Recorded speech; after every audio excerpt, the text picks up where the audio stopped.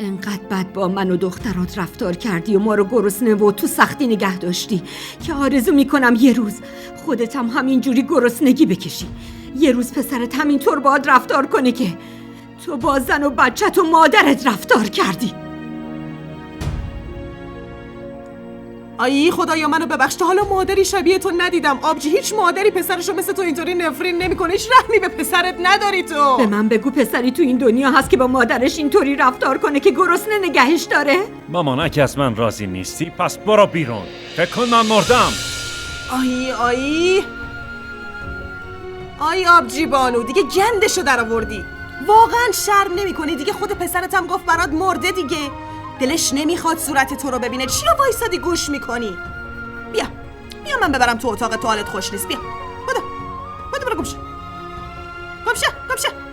پسرتو فراموش کن دیگه. تو هم شما هم بازیتونو بکنید. سلمان جان فراموشش کن، چیزی نشده، سنش زیاده بشه.